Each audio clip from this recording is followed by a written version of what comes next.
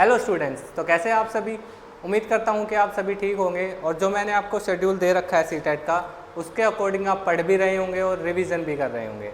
तो आज का हमारा टॉपिक होने वाला है कोलबर्ग की मॉरल डेवलपमेंट थ्योरी। ठीक है, तो इसमें हम क्या कुछ पढ़ेंगे। इसमें हम पढ़ेंगे आज मॉरल रीजनिंग के बारे में, मॉरल डिलेमा के बारे में, और जो इन्होंने क्या 3 लेवल दिए हैं और 6 स्टेजेस दी हैं उसके बारे में पढ़ेंगे आज हम। ठीक है, तो सबसे पहले क्या मॉरल डिलेमा होता क्या है कि जब आप क्या करें किसी भी डिसीजन को लेने में, या वो सही है या वो गलत है, उसमें क्या करें दुविधा आ रहा हो या आपको डाउट आ रहा हो, तो उसे क्या बोलते हैं मॉरल डिलेमा। डिलेमा का मतलब ही क्या है, दुविधा। आपने ये स्टोरी भी सुनी होगी किसके ऊपर, जो है हिंज डिलेमा के ऊपर है। उसमें क्या रहता है कि एक व्यक्ति रहता है जिसका नाम क्या है, हिंज है, और उसकी वाइफ क्या हो जाती है, बीमार हो जाती है। तो बीमार होने के बाद वो हॉस्पिटल में एडमिट हो जाती है, तो उसकी तबीयत इतनी ज़्यादा ख़राब हो जाती है कि उसे क्या चाहिए, एक इंजेक्शन चाहिए, और उस व्यक्ति के पास क्या इतने पैसे नहीं होते कि वो इंजेक्शन खरीद सके। तो वो किस पे जाता है, एक मेडिकल स्टोर पे जाता है, और मेडिकल स्टोर पे जाता है तो उसे पता चलता है क्या कि जो इंजेक्शन उसे ख़रीदना है वो कितने का है, 2000, आप ये लगा लीजिए $2000 का है, और उसके पास सिर्फ कितने हैं, $1000 ही है। तो वो उस जो मेडिकल स्टोर वाला उससे क्या करता है, विनती करता है कि आप मुझे ये दे दीजिए, मेरे पास पैसे नहीं है, पर वो क्या कर देता है, साफ देने से मना कर देता है। तो अब उसके पास सिर्फ 2 ही रास्ते हैं, किसके पास, हिंज के पास सिर्फ 2 ही रास्ते हैं। क्या, एक तो क्या कर ले, वो चोरी कर ले, किससे, मेडिकल स्टोर से, और अपनी वाइफ की जान बचा ले। और दूसरा उसका क्या है कि जो लॉ एंड ऑर्डर है या जो कानून बना रखा है उसे तोड़ दे और क्या चला जाए, जेल चला जाए। कहाँ चला जाए, जेल चला जाए। तो ये क्या है, दुविधा, ये क्या है, डिलेमा। हिंज को क्या हो रहा है, डिलेमा, कि वो क्या करे, अपनी वाइफ को बचाए चोरी करके, या उसे मरने दे और क्या ना जाए, पुलिस स्टेशन ना जाए, चोरी ना करे। ठीक है, तो सबसे पहले पढ़ेंगे हम मोरल रीजनिंग। क्या मोरल रीजनिंग क्या होता है, इसे क्या बोलते हैं हिंदी में, नैतिक तर्क। सही और गलत के सवालों के बारे में निर्णय लेने में शामिल मानसिक विचार प्रक्रिया। क्या कि जो भी हम क्या ले रहे हैं, निर्णय ले रहे हैं, या जो भी हम क्या ले रहे हैं, जजमेंट ले रहे हैं या डिसीजन ले रहे हैं, वो सही है या गलत है, उसको चूज़ करने में जो क्या आती है, हमारी कोग्निटिव थिंकिंग आती है, या जो हम थिंकिंग करते हैं उसे क्या बोलते हैं, मोरल रीजनिंग बोलते हैं। उसे क्या बोलते हैं, मोरल रीजनिंग। यस और नो सेलेक्ट करने में जिस थिंकिंग का यूज़ कर रहे हैं हम, उसे क्या बोलते हैं, मोरल रीजनिंग। आगे देखिए, मोरल डिलेमा क्या होता है, नैतिक दुविधा क्या होता है, a difficult situation in which it is hard to make a choice, there were 9 moral dilemmas used in this theory. क्या कि एक डिफ़िकल्ट सिचुएशन जिसमें क्या चॉइस लेना मुश्किल हो, क्या जिसमें चॉइस लेना मुश्किल हो, उसे क्या बोलते हैं, मोरल डिलेमा या नैतिक दुविधा। वह जटिल स्थिति जिसमें कोई एक स्पष्ट निर्णय लेना बहुत कठिन है। ठीक है, और ये भी याद रखेंगे कि मोरल डिलेमा के अंदर ही क्या आती है, ये मोरल रीजनिंग आती है। ठीक है, अब देखिए कोलबर्ग ने क्या दिए हैं, 3 लेवल दिए हैं, किसके, मोरल डेवलपमेंट के। जो कौन कौन से हैं, एक तो है प्री कन्वेंशनल, दूसरा कौन सा है, कन्वेंशनल, और थर्ड कौन सा है, पोस्ट कन्वेंशनल। थर्ड कौन सा है, पोस्ट कन्वेंशनल। तो ये 3 स्टेजेस, क्या सॉरी 3 लेवल्स दिए हैं, किसने, कोलबर्ग ने, किसके, मोरल डेवलपमेंट के। और मोरल डेवलपमेंट के ये 3 लेवल्स में कितनी स्टेजेस दी है इन्होंने, 6 स्टेजेस दी है। कितनी, 6 स्टेजेस।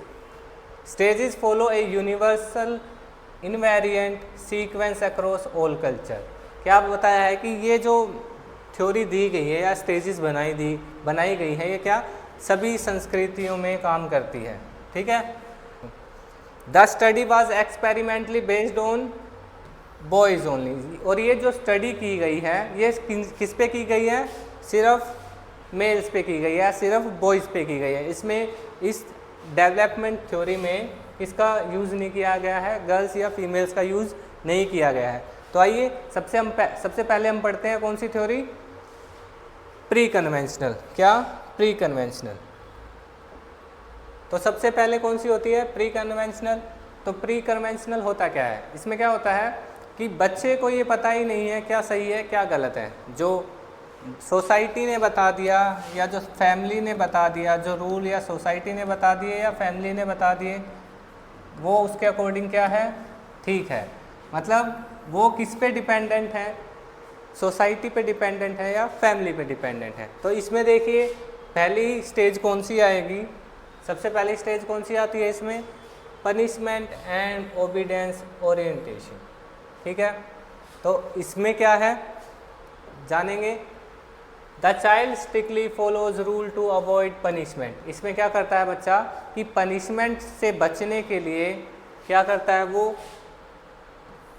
रूल्स को क्या करता है? फॉलो करता है। क्या करता है? रूल्स को फॉलो करता है। किस चीज़ से? पनिशमेंट से बचने के लिए। The central emotional theme driving emotion is fear. क्या? डर। क्या? डर। डर किस चीज़ के लिए? अगर वो रूल फॉलो नहीं करेगा तो उसे क्या मिल सकती है? पनिशमेंट मिल सकती है। अब एग्जांपल देखिए, a student finish their homework on time purely because they fear the teachers punishment और स्कोल्डिंग। मतलब कि बच्चा क्या स्कूल का काम क्यों करता है कि कहीं अगर वो काम नहीं करेगा तो क्या टीचर उसे डांटेगा या उसकी पिटाई करेगा। ठीक है, तो ये क्या है? Punishment and obedience orientation. या किस लिए कर रहा है वो? पनिशमेंट से बचने के लिए वो ये काम कर रहा है। एक और एग्जांपल देखिए, जैसे इसमें दे रखा है कि बच्चा क्या खाने की कोशिश कर रहा है? कुकी खाने की कोशिश कर रहा है, पर वो कुकी नहीं खाता। क्यों? क्योंकि उसे पता है अगर उसने कुकी खा ली तो क्या उसे मिल सकती है? पनिशमेंट मिल सकती है। ठीक है, अब इसकी अगली स्टेज देखेंगे। अगली स्टेज कौन सी है? Instrumental purpose orientation. तो इसमें क्या होता है? इस स्टेज में क्या होता है? ये based on mutual exchange often called tit for tat. ये किस चीज़ पे बेस्ड है? Tit for tat. Tit for tat का मतलब है कि जैसा आपने मेरे साथ किया है मैं भी आपके साथ वैसा ही करूँगा। यह आपसी विनिमय पर आधारित है, जैसे को तैसा कहा जाता है। A child reacts exactly same as the action expects equal returns for favour. मतलब कि जैसा आप मेरे साथ करोगे वैसा मैं आपके साथ करूँगा। या बच्चा क्रिया के सम्मान की प्रतिक्रिया करता है, अपनी वस्तुओं तभी देगा जब उसे बदले में कुछ मिलेगा। ठीक है, अब एग्जाम्पल के साथ समझेंगे इसे हम। I will share my drawing kit with you today only if you promise to share your lunch with me tomorrow. क्या कि मैं बच्चा क्या कह रहा है अपने दोस्त को? क्या कह रहा है कि मैं तुम्हें अपनी ड्राइंग किट तभी दूंगा क्या कि जब तुम मुझे अपने लंच में से कल खाने दोगे। तो ये क्या हो रहा है कि मैं आपको एक चीज़ दे रहा हूँ और फिर आप रिटर्न में भी मुझे क्या है कि चीज़ दोगे। तो इसे क्या बोलते हैं? Tit for tat. अब देखिए इसमें क्या दे रखा है? Fair exchange. क्या फेयर एक्सचेंज होता है इसमें? I will let you read my comic if you let me play with your car. अब इसमें क्या किया बच्चे ने कि तुम मेरी कॉमिक पढ़ लो पर मुझे क्या तुम अपनी कार खेलने के लिए दोगे। तो वो क्या कर रहा है? टिट फॉर टैट कर रहा है। एक और चीज़ देखिए कि ये जो स्टेज होती है कौन सी? फर्स्ट लेवल जो होता है उसकी एज कितनी रहती है? मतलब कि उसमें कौन सी एज के बच्चे आते हैं जिनकी एज क्या रहती है? 10 से कम एज के बच्चे आते हैं। फर्स्ट स्टेज में फर्स्ट लेवल में कौन से बच्चे आते हैं जिनकी एज 10 ईयर से कम होती है। अब हम पढ़ेंगे थर्ड स्टेज पढ़ेंगे, सेकंड लेवल पढ़ेंगे। तो सेकंड लेवल कौन सा है? Conventional level. सेकंड लेवल कौन सा है? Conventional level. इसमें कौन सी एज के बच्चे आते हैं जिनकी एज कितनी होती है? 10 to 13 ईयर्स के बच्चे आते हैं। इसमें कितने? 10 to 13 ईयर्स के बच्चे आते हैं। अब ये कन्वेंशनल स्टेज होती कौन सी है? इसका मतलब क्या होता है? इसमें क्या होता है? इस स्टेज वाले बच्चों का मानना क्या होते हैं कि जो लॉ या ऑर्डर बनाए गए हैं, जो लॉ या ऑर्डर बनाए गए हैं क्या होते हैं, स्ट्रिक्ट होते हैं, मतलब इन्हें तोड़ा नहीं जा सकता। तो थर्ड स्टेज देखिए कौन सी है, good girl good boy orientation, अच्छी लड़की अच्छा लड़का अभिविन्यास। तो इसमें क्या होता है, the child acts purely to win praise approval and affection from others. तो इसमें बच्चा क्या करता है, इसमें बच्चा केवल वही काम करता है जिसमें उसको क्या मिले, प्रशंसा मिले, स्वीकृति मिले, या क्या मिले, सम्मान मिले। ठीक है, दूसरों से क्या प्रेजल के लिए बच्चा क्या करता है, काम करता है या एक्ट करता है। Social compliance function as their golden rule, मतलब दूसरों की नज़र में अच्छा बनने के लिए बच्चा क्या कर रहा है, वैसे एक्ट कर रहा है या कोई टास्क कर रहा है या कोई काम कर रहा है। अब एग्जाम्पल देखिए आप, answering question actively in class so that the teacher smiles and say you are a wonderful boy. क्या कि बच्चा क्या कर रहा है, शिक्षक को अच्छे से सुन रहा है, उसकी बातों को ध्यान दे रहा है पढ़ते वक्त, ताकि टीचर क्या जब भी कोई क्वेश्चन पूछे तो बच्चा क्या कर सके, उसका जवाब दे सके। और सीधी सी बात, अगर बच्चा किसी क्वेश्चन का क्या दे रहा है, आंसर दे रहा है, तो क्या मिलेगा उसे प्रेजल मिलेगा ना, कि तुम बहुत अच्छे बच्चे हो, तुमने अच्छा जवाब दिया है। तो वो किस चीज़ के लिए कर रहा है, प्रशंसा के लिए कर रहा है। वो क्या किस चीज़ के लिए कर रहा है, प्रशंसा के लिए। अब फोर्थ स्टेज देखिए, फोर्थ स्टेज कौन सी है इसमें, लॉ एंड ऑर्डर ओरिएंटेशन। कौन सी है, लॉ एंड ऑर्डर ओरिएंटेशन। अब इसमें क्या होता है, deeply respect towards law order and social system morality. इसमें क्या होता है कि बच्चा किसके प्रति, लॉ एंड ऑर्डर के प्रति या सिस्टम के प्रति क्या रहता है, वफादार रहता है। या आप ये मान लीजिए कि उसका मानना क्या होता है कि लॉ ऑर्डर जो बनाए गए हैं या जो रूल्स बनाए गए हैं सोसाइटी के द्वारा या गवर्नमेंट के द्वारा, उन्हें तोड़ा या बदला नहीं जा सकता। Rules are followed as a fixed duty. क्या है, फिक्स्ड ड्यूटी है, to respect authority and maintain societal balance. ठीक है, कोई भी कार्य इसलिए करता है क्योंकि नियमों का पालन करना और अधिकार का सम्मान करना उनका क्या है, कर्तव्य है। एक तो क्या है, फिक्स्ड है, और दूसरा जो लॉ और ऑर्डर बना रखे हैं वो उनका पालन करना क्या है, उनका एक कर्तव्य है। एग्जाम्पल देखिए, stopping at a red traffic signal late at night on an empty road because breaking rules disturbs public order.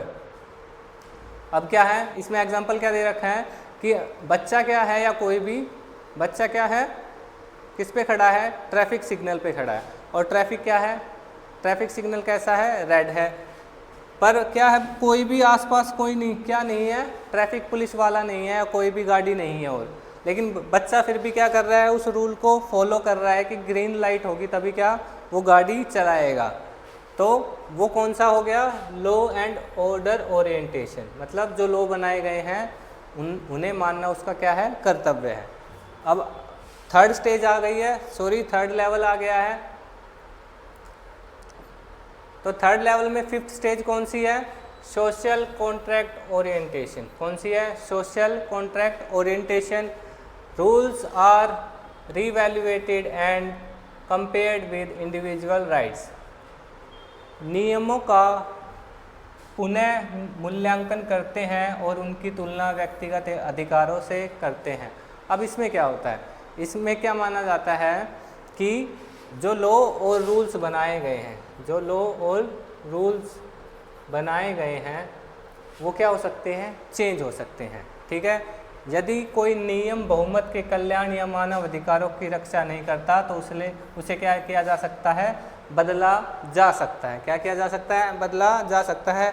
अब देखिए एग्जाम्पल क्या दे रखा है इसने, किसानों को नुकसान पहुंचाने वाली सरकारी कानून का शांतिपूर्ण विरोध करना क्योंकि मानव अधिकार कानून से बड़े हैं।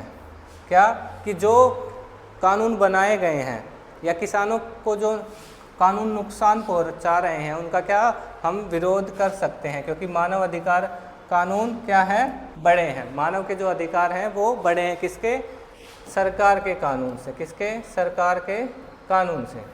अब देखिए इसकी कौन सी लास्ट स्टेज है, सिक्स्थ स्टेज कौन सी है, यूनिवर्सल एथिकल प्रिंसिपल्स। अब इसमें क्या होता है, guided purely by internal conscience and universal human rights. यह पूरी तरह से सार्वभौमिक मानव अधिकारों और अंतरात्मा की आवाज़ पर आधारित है। किस पे? सार्वभौमिक मानव अधिकार पर आधारित है। और किस पे? अंतरात्मा की आवाज़ पर। व्यक्ति अपने नैतिक निर्णय का पालन करता है, भले ही उसमें बहुत बड़ा व्यक्तिगत जोखिम क्यों ना हो। किसमें? किस चीज़ पे चलती है ये? एथिकल प्रिंसिपल्स पे। ये स्टेज किस चीज़ पे चलती है? यूनिवर्सल एथिकल प्रिंसिपल पर। चाहे उसमें पर्सन को या बच्चे को क्या हो, कोई रिस्क हो, फिर भी वो किस चीज़ के तरफ जाएगा? नैतिक मूल्यों की तरफ जाएगा या नैतिक निर्णय पर जाएगा। अब एग्जाम्पल दे सकते हैं आप, महात्मा गांधी या नेल्सन मंडेला जैसे महान नेताओं द्वारा न्याय और समानता के लिए अपने प्राणों को दांव पर लगाना। तो इसमें इन्होंने किस चीज़ को ज़्यादा इम्पोर्टेंस दी है? नैतिक मूल्यों को या एथिकल प्रिंसिपल्स को। ठीक है, तो 6th स्टेज में किस चीज़ पर ज़्यादा फोकस किया गया है? नैतिक निर्णयों पर या नैतिक मूल्यों पर। अब देखिए कुछ क्रिटिज्म किए गए हैं इस थ्योरी के। क्या क्रिटिज्म किए गए हैं, क्या कुछ आलोचना की गई है इस थ्योरी की? पहली क्या है? ये जेंडर बायस है। क्या है? जेंडर बायस थ्योरी है। और ऐसा क्यों है? क्योंकि इन्होंने क्या किया है, कोलबर्ग ने क्या किया है, सिर्फ एक्सपेरिमेंट में किनका यूज़ किया? बॉय का यूज़ किया। किसका यूज़ नहीं किया? गर्ल्स का यूज़ नहीं किया। तो ये किसने कहा है? कार्ल गिलिगन ने। किसने कहा है? कार्ल गिलिगन ने। अगला देखिए, कल्चर एंड फैमिली इग्नोर्ड। इस थ्योरी में किसको इग्नोर किया गया है? कल्चर और फैमिली को। क्योंकि आपने पहले पढ़ा था ना कि क्या इसने क्या बोला है कि ये सभी कल्चर पर अप्लाई हो सकता है, पर एक थ्योरी क्या सभी कल्चर पर अप्लाई हो सकती है? नहीं हो सकती। अगला, judgement versus behaviour. High morals reasoning does not guarantee moral behaviour. मतलब ज़रूरी नहीं है कि अगर आप क्या कर रहे हैं, आपके हाई मोरल वैल्यूज़ हैं, आपको पता है कि हाई मोरल वैल्यूज़ क्या है, पर ज़रूरी तो नहीं है आप उनको क्या करें? फॉलो करें। तो वो ये चीज़ है कि जजमेंट वर्सेस बिहेवियर। आपको पता होना मोरल वैल्यूज़ क्या है, पर उनको फॉलो करना वो आप पर डिपेंड करता है। तो आज का सेशन ही इतना ही। अगर वीडियो अच्छी लगी हो तो लाइक करें, सब्सक्राइब करें। मिलते हैं नेक्स्ट वीडियो में। Thank you.